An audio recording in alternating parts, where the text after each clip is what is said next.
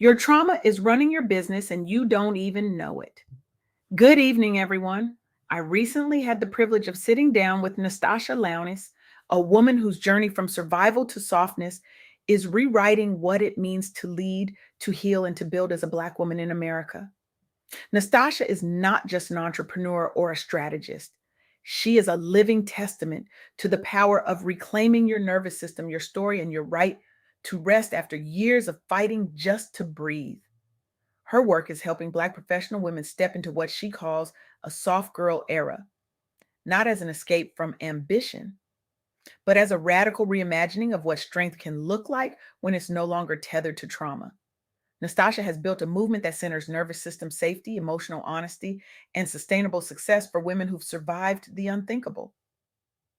And today I want to share with you the insights from our conversation, insights that challenge everything we've been taught about hustle, healing, and what it means to be a high achieving Black woman in a world that was never designed for our peace.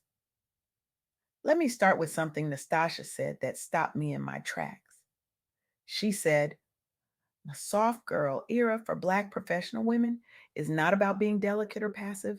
It's about reclaiming nervous system safety and emotional peace after surviving systems designed to break us. The carceral system, church respectability politics, entrepreneurial grind culture, all of it. Now, when we hear the phrase soft girl era, many of us might think it's about aesthetics, about pastel colors and gentle mornings and bubble baths. And sure, those things are lovely, but what Nastasha is talking about is something far more profound.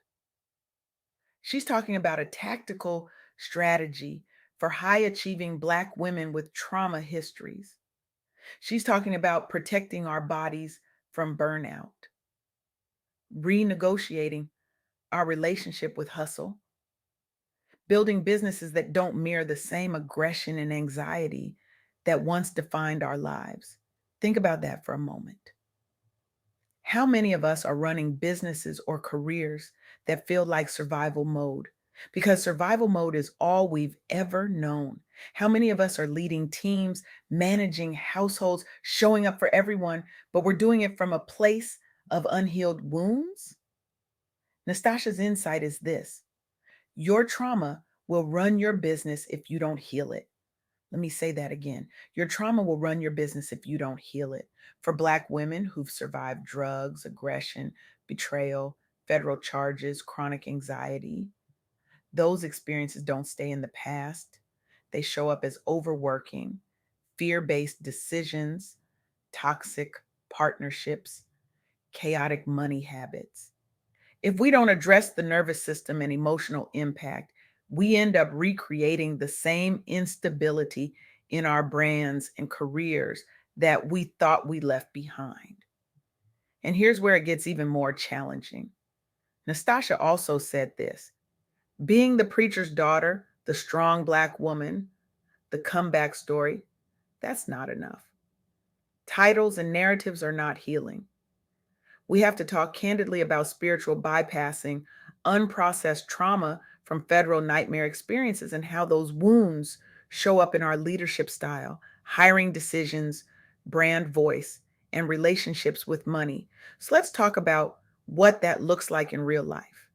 Let me share with you the story of Monique Rodriguez, the founder of Miel Organics. Monique was a registered nurse who started mixing hair care products in her kitchen in 2014. She was a Black woman navigating an industry historically dominated by non Black owned brands. She had limited access to capital, resources, and mentorship compared to her white counterparts. And she was managing your grief and emotional strain after a personal tragedy that became a turning point in her life and business. But here's what Monique did: she leaned into her lived experience. She created products specifically for the needs of Black women's hair, informed by her own struggles. She centered community, building trust through transparency, education, and culturally resonant marketing aimed at Black women. She leveraged social media, influencer partnerships, and retail expansion to scale strategically. Today, Miele Organics products retail in major stores like Target and Walmart. It's become a leading Black owned hair care brand. Monique built a multi-million dollar, globally recognized brand from scratch in under a decade. And she did it by converting pain into purpose driven products while maintaining a community centered, emotionally honest approach. That is what a soft girl era looks like in action: powerful yet tender leadership. Now, let's talk about another story. The Last Mile is a program that teaches coding and entrepreneurship to incarcerated individuals, including Black women, helping them transition into tech and business roles upon release. Many participants are mothers and daughters of faith communities whose stories involve drugs, systemic injustice, and deep emotional trauma. These women face stigma attached to incarceration, especially as Black women, which limits employment and entrepreneurial opportunities. They carry trauma from aggression, institutional violence, and betrayal in personal and legal relationships. They're re entering society with anxiety about stability, safety, and being accepted in professional spaces. But the Last Mile provides tech and entrepreneurial training that directly translates into remote work and startup opportunities, reducing barriers to entry. It emphasizes narrative reframing, teaching participants how to articulate their past as a source of resilience, not shame. And it partners with employers and investors willing to hire or fund returning citizens, including Black women. Graduates have gone on to secure roles in tech companies, launch small businesses, and become advocates for criminal justice reform. Program alumni stories, including Black women, demonstrate reduced recidivism and increased financial independence. This example shows Black women using education, community, and story ownership to transform a federal nightmare into a soft, empowered future in tech and business. It reinforces that your past record doesn't disqualify you from building high impact, emotionally aligned ventures. And finally, let's look at the research. There's a powerful body of scholarship that uses the metaphor of Black women just getting started despite centuries of structural exclusion, emotional burden, and racialized gender stereotypes. Publications have highlighted the real challenges Black women face in business and shared stories of successful Black women entrepreneurs overcoming those barriers. The challenges are clear: systemic racism and sexism leading to fewer funding opportunities and less institutional support, emotional expectations like the strong Black woman trope, which discourages vulnerability and softness in leadership, balancing family, community obligations, mental health, and ambitious entrepreneurial goals. But the solutions are emerging, building networks and ecosystems that center Black women's experiences and emotional realities, not just their output, leveraging peer support, mentorship, and storytelling platforms to normalize struggle and celebrate resilience, and adopting business practices that honor well being, flexible work structures, community centered missions, and trauma informed leadership. The scholarship documents Black women's growing presence as founders, highlighting their role in creating jobs and reshaping industries. Stories show Black women successfully launching and scaling businesses despite structural challenges, sharing lessons on resilience and strategy.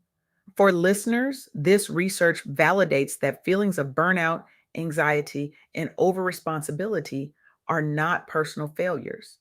They are patterned outcomes of structural realities, and it shows a collective move toward businesses and careers that honor mental health, emotional honesty, and community care. Core principles of a soft girl era. So, what does all of this mean for us? What are the key insights Nastasha wants us to walk away with? First, your trauma will run your business if you don't heal it. If you've survived drugs, aggression, betrayal, federal charges, or chronic anxiety, those experiences will show up in your work. Address the nervous system and emotional impact, or you'll recreate the same instability in your brands and careers. Second, softness is a form of power, not weakness for Black professionals. Embracing a soft girl era as a Black entrepreneur, especially after a hard life, means choosing regulated ambition, building in ways that honor rest, safety, boundaries, and emotional honesty. That shift makes you sharper in negotiations, clearer in vision, and more magnetic to align clients and collaborators. Third, your story is not a liability, it is strategic capital, but only when you own it. Being the preacher's daughter with a federal nightmare doesn't disqualify you from leadership. It gives you lived expertise in resilience, discernment, and rebuilding. When you stop hiding your story and start integrating it thoughtfully into your brand, you attract the very women who most need what you've survived. And you change what professional looks like for Black women in real time. Now, I know some of you are sitting here thinking, but I've been strong for so long. I've been the one everyone leans on. How do I even begin to be soft? How do I let go of the cape when everyone expects me to wear it? And that's the question, isn't it? How do we unlearn survival? How do we move from constantly grinding to finally grounding in joy, peace, softness, and self prioritization? Because here's the truth: softness is not about giving up, it's not about becoming less, it's about becoming more of who you were always meant to be before the world told you that your worth was tied to your productivity, your strength, your ability to endure. Softness is about saying no without guilt, setting boundaries without apology, resting without explanation, embracing healing, wholeness, and emotional honesty. It's about letting go of hustle as identity and learning to trust that you are enough, even when you're not doing anything at all. And I want to be clear, this is not easy work. This is not a one time decision. This is a daily practice of choosing yourself, of protecting your peace, of redefining what strength means for you. So here's what I want to leave you with tonight.